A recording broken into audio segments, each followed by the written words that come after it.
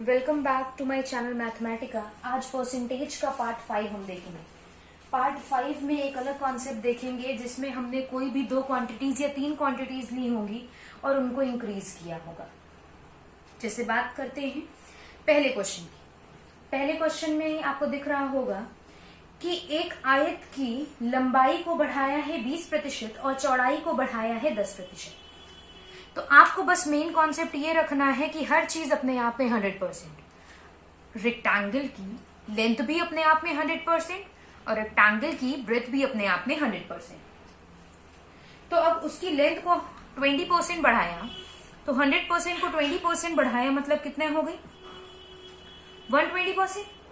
और उसकी चौड़ाई को ब्रेथ को घटाया 10%। 100% ये भी अपने आप में, इसको 10% घटाया तो कितना आ जाएगी 90%। तो अब उसके क्षेत्रफल में क्या फर्क पड़ा। अब क्षेत्रफल भी अपने आप में कितना होगा 100%। तो बस ये देख लीजिए कि 100% से कितना ज्यादा हो गया। 12 9 108, 108 अपॉन 100 ही रखें। 100 से क्यों नहीं काटा है, क्योंकि हमें ये पता है कि एरिया भी अपने आप में 100% होगा और कंपेयर हमें किससे करना है 100 से। तो अब 100 से 100 था 108 हो गया, तो कितने परसेंट इंक्रीज हुआ 8% एरिया इंक्रीज हो जाएगा। अगर ऊपर कम आता तो डिक्रीज हो जाएगा। 8% एरिया इंक्रीज हो जाएगा। कोई दिक्कत। अगले क्वेश्चन की बात करते हैं। अगले क्वेश्चन में लिखा हुआ है कि एक किताब के मूल्य को the price of a book is first decreased bye 30%। पहले 30% घटा दी, 30% घटाई 100 थी, 100 से 30% घटाई कितनी हो गई 70% हो गई। और फिर इन्होंने 20% बढ़ा दी। एक्चुअल जो भी होगी, जो अब ये कीमत हो गई होगी वो क्या हो गई होगी अपने आप में 100%। अब इसको 20% बढ़ा दी मतलब कितनी 120 कर दी। अब बताइए ओवरऑल कितना फर्क पड़ा। तो मान लेते हैं इनिशियल भी उसकी प्राइस क्या होगी 100% होगी, तो 100 को कुछ नहीं करना है, एज इट इज रखा रहने दीजिए। तो 12 7 होता है 84, 84 बाई 100 की बात करें तो क्या हो गया, कम हो गया प्राइस कितना 16% किताब की मूल्य में कमी आ गई है। जो जितना बढ़ रहा है उसको उतना बढ़ा दीजिए, जो जितना घट रहा है उसको उतना घटा दीजिए। अगले क्वेश्चन की बात करते हैं। एक आयत की त्रिज्या को 50% घटा दिया गया। Radius of a circle is decreased bye 50%। तो उसके परिमाप और क्षेत्रफल में क्या फर्क आया। परिमाप मतलब पेरीमीटर, क्षेत्रफल मतलब एरिया। अब अगर रेक्टेंगल के एरिया, सर्किल के एरिया की बात करें तो होता है पाई आर स्क्वायर। परिमाप की बात करें तो होता है 2 पाई आर। अब इसमें देखें तो ये 2 पाई और यहाँ पे ये पाई कांस्टेंट, मतलब यहाँ पे परिमाप की बात करें तो सीधे आर पे डिपेंड करता है और क्षेत्रफल आपका आर स्क्वायर पे डिपेंड करता है। तो जब 50% घटी तो 100 से 50% घटी 85 तो हो गया। 50/100 कितने परसेंट घट गए, परिमाप भी 50% घट जाएगा। क्षेत्रफल की बात करें आर स्क्वायर, और आर जो है आपका 50% घटा, 100 से 50% घटा 2 बार, तो आर स्क्वायर हो गया। इसको कंपेयर कर लेंगे तो 25/100 कितना कम दिख रहा है 75% क्या हो जाएगा, ये भी डिक्रीज हो जाएगा और ये भी 75% डिक्रीज हो जाएगा।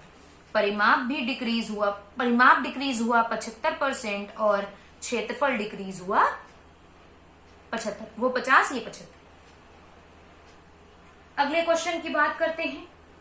रमन की आय को 50% घटा दिया गया और फिर उसके बाद 50% बढ़ा दिया गया। मतलब क्या, पहले घटाया गया फिर बढ़ा दिया गया, तो उसकी आय में क्या फर्क पड़ा। तो ये कोई मत कह दीजिएगा कि कोई भी फर्क नहीं पड़ा, क्योंकि जो घटने के बाद वैल्यू हुई होगी उसका 50% बढ़ेगा, ना कि जो घटा था वो तो ज्यादा वैल्यू होगी ना भाई। जैसे हम कह रहे हैं 100 को 50% घटा दिया 50 हो गया। अब 50 को 50% बढ़ाया मतलब क्या, इसका 50% बढ़ाएंगे ना, इसका 50% मतलब 1/2, 1/2 मतलब कितना 25 और बढ़ेगा, तो आय कितनी हो जाएगी 75। बस यही आपको सॉल्व करना है। अब 50% पहले घटाया गया तो 50% पहले घटाया गया, पहले आय होगी 100 से 50% घटाया 50% हो गई। अब फिर 50% बढ़ा दिया गया, 100 आय हो गई होगी, 50% बढ़ाया 100 से तो कितना 150 हो गई। ठीक, तो 15 × 75 बटे 100, 75 बटे 100 मतलब कितने परसेंट घट गई, 25% उसकी जो आय थी वो क्या हो गई, डिक्रीज हो गई। मतलब बोला 50-50, पर यहां हुआ क्या, हमें नुकसान ही हुआ हमारा। 100 सैलरी थी पहले और अब 75 ही मिलती है। ठीक है, ये ध्यान रखिएगा, सीधे नहीं 50 बढ़ा 50 घटा तो सीधे क्या आ जाए, कोई नो प्रॉफिट नो लॉस, ऐसी कहानी नहीं होती। अगले क्वेश्चन की बात करते हैं। अगला क्वेश्चन है कि एक सिनेमा हॉल दिया हुआ है जिसमें इन्होंने क्या कहा, number of seat in a cinema hall is increased by 25%।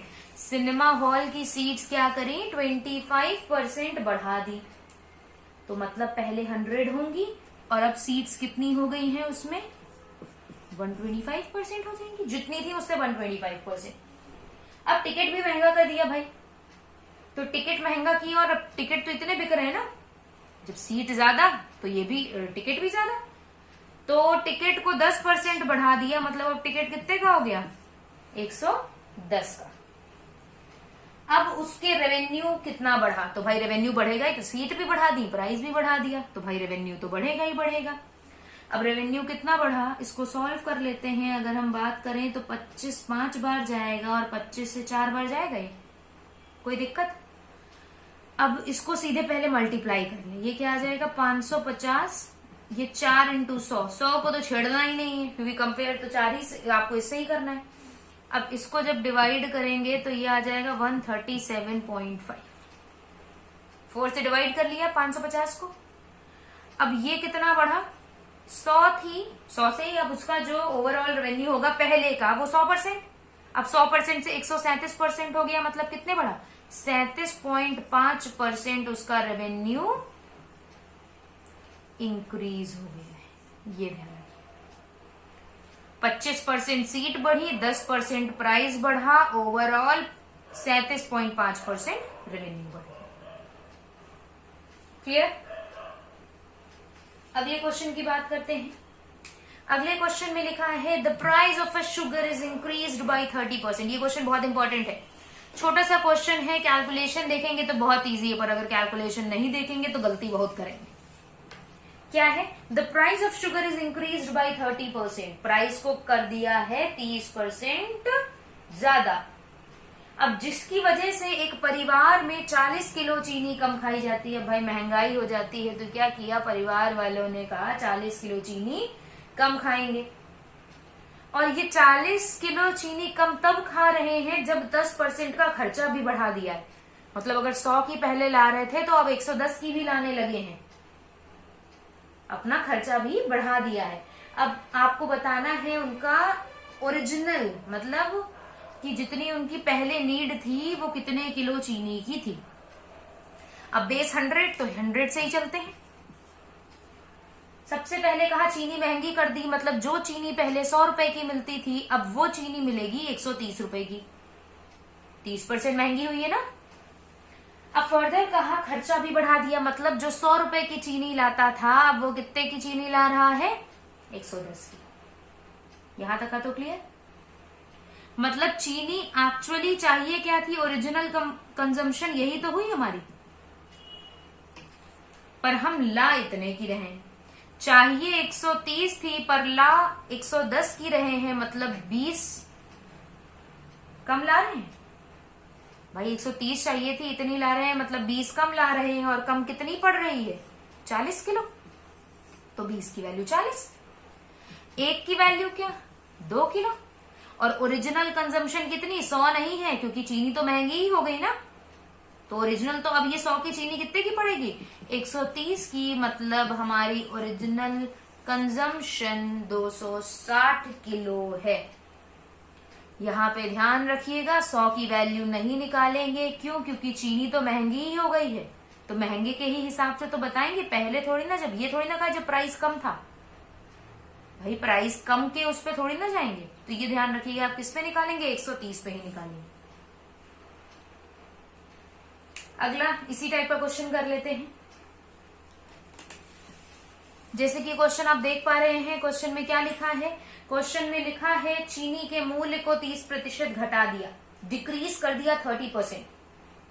तो अब कितने परसेंट उसका कंजम्पशन, मतलब ऊपर वैल्यू बताई थी, यहाँ कंजम्पशन की बात कर दी, तो उसका कंजम्पशन कितने परसेंट बढ़ा दे, मतलब चीनी जब सस्ती मिल गई तो कंजम्पशन कितना बढ़ा दे, जब उसका खर्चा भी 10% कम कर दिया। मतलब 100 रुपए की चीनी लाते थे, 90 रुपए की लाने ही लगे, पर सस्ती हुई थी 30%, तो कुछ थोड़ा बहुत क्या किया इन्होंने, खपत बढ़ा दी। तो कितनी खपत बढ़ाई, तो भाई 100 की चीनी लाते थे, अब वो 100 की चीनी 30% सस्ती हो गई, मतलब 70 रुपए की आने लगी, 70 रुपए की आने लगी। पर अभी भी हम लाते कितने हैं, जितने की ला रहे थे उससे 10% कम की, मतलब लाते 90 की है।